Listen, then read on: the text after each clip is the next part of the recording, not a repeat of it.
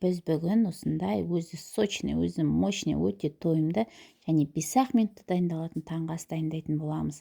Достар, видеоны соңына дейін көрмес бұрын лайк басып тіркеліп алыңыздар. Егер видеом ұнаса, комментарий қалдырыңыздар. Кеттік достар, таңғы асымызды әзірлейміз.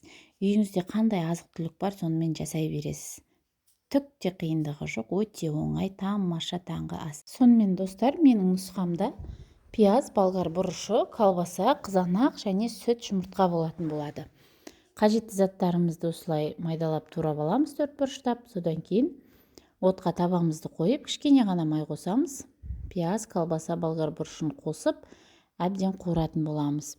Бұл жерде достар қоспасын өзгертсеңіздер болады. Нан турасаңыздар болады, болмаса көк жуа немесе ірімшік қоссаңыздар да болады. Дәмі деген тамаша болады. Ең бастысы осылай тамаша етіп қуыру керек. Достар, біздің салмаларымыз қуырыла берсін.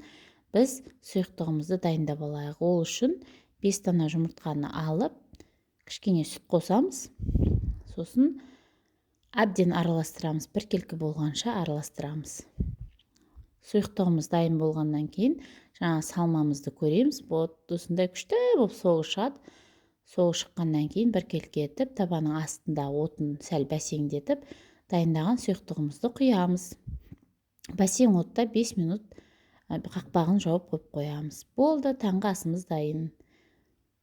Достар, міндетті түрде дайындап көріңіздер. Мен жолдасым тез-тез жұмыртқаны ғана қуыра салшы деген, мен осыны дайындап беріп едім. Прям ой, күшті болыпты деп тауысып жеп қойды ғой. Сіздер де жасап беріңіздер, көріңіздер. Тамаша ас болсын.